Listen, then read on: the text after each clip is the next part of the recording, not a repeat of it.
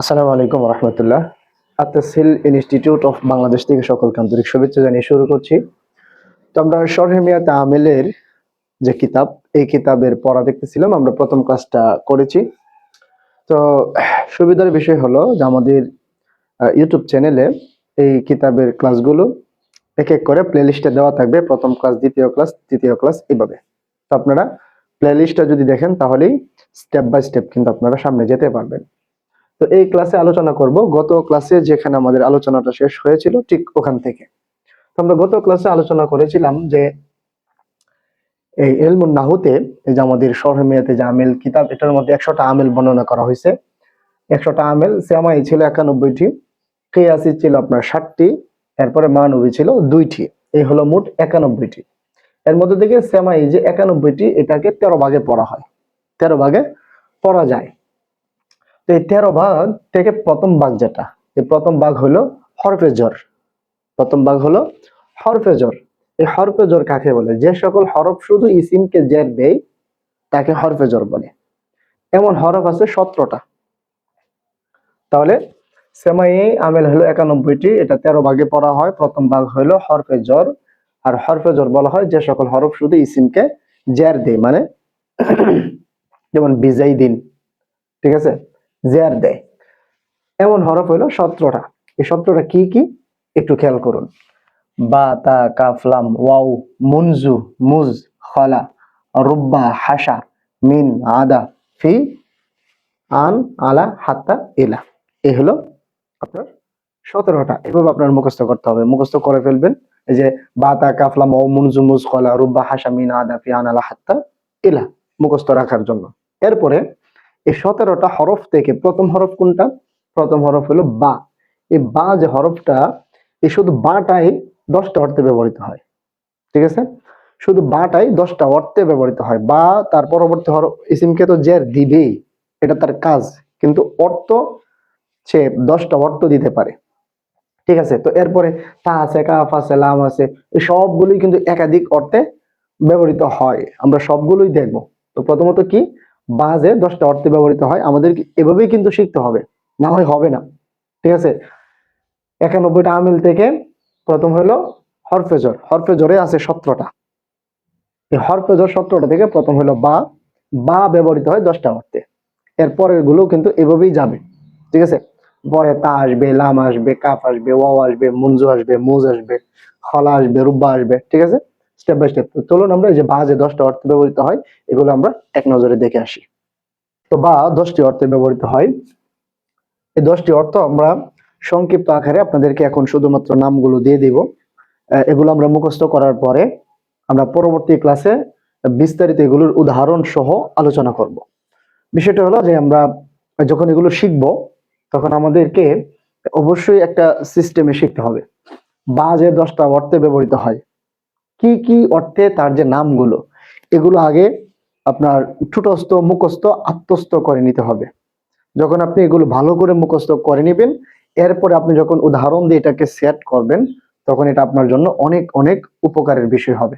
তো কিভাবে আমরা মুখস্থ করব, বিষয়টা কিন্তু এখানেই আমাদের লক্ষণীয়। তো বা 10টা অর্থে ব্যবহৃত হয়, ঠিক আছে? এই যে হরফে জর যে আপনার 17টা, এই হরফে জর 17টা থেকে বা ছিল প্রথম। বা, বা একাই 10টা অর্থে ব্যবহৃত হয়। এগুলোই আমরা এখন দেখার ট্রাই করব। তো বা 10টা অর্থে ব্যবহৃত হয় কি কি, এখানে আমি 10টার নাম আপনাদেরকে দিয়ে দিছি। তো আপনারা এটা মুখস্থ করবেন, প্রথমত মুখস্থ করবেন। প্লে লিস্ট তো আছেই, একটার পর একটা আপনারা যদি জানেন ভাবে অনেক অনেক উপকার হবে, আমি আমার জায়গা থেকে আশাবাদী। তো বা 10টা অর্থে ব্যবহৃত হয়। একটা হলো ইলসক। ইলসক মানে হলো মিলানো। ইলসকের অর্থে মানে মিলানো অর্থে এটা ব্যবহৃত হয়। এই মিলানোটা দুভাবে হতে পারে। একটা হলো আসলেই মিলানো, মানে যেটা একেবারে খুব মিল থাকে, যেটা বাস্তবিক মিল থাকে, যেমন বিহি দা উন, সে অসুস্থ, এই মিলানোটা বাস্তবিক। আর একটা হলো রূপক ভাবে মিলানো, যেমন মারারতু বিজাইদিন। আপনি খেয়াল করবেন এখানে এই যে বা আছে, এখানে শেষে কি আছে? জেয়ার আছে। তো মারারতু বিজাইদিন মানে আমি জায়দের কাজ দিয়ে অতিক্রম করেছি, গিয়েছি। আমার যাওয়াটা এমন জায়গা দিয়ে হয়েছে যে জায়গার কাছাকাছি জায়েদ ছিল। তাহলে এখানে যে বাটা যে মিললো, একটা হলো ইলসক। ইলসক প্লাস ইলসক অর্থই তো মেলানো। যে একটা হলো আসলেই মিল, আর একটা হলো রূপক ভাবে মিল। আসলেই মিল সেটা হলো বিহিদাউন, আর রূপক ভাবে মিল সেটা হলো মারারতু বি জাইদিন।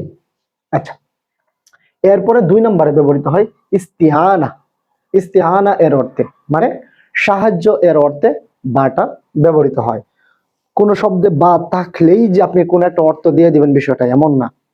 আপনি কিন্তু স্থান কাল পাত্র ভেদে বা যে ব্যবহৃত হয় এই বিষয়টা আপনাকে মাথায় থাকতে হবে। যে এখানে যে বাটা আমি পাইলাম, যেমন কথার কথা ইস্তিআনা মানে সাহায্য অর্থে বা ব্যবহৃত হয়। যেমন কাতাবতু বিল কলামি, এখানে বা আছে, বিল কলামি কলমের সাহায্যে লিখেছি।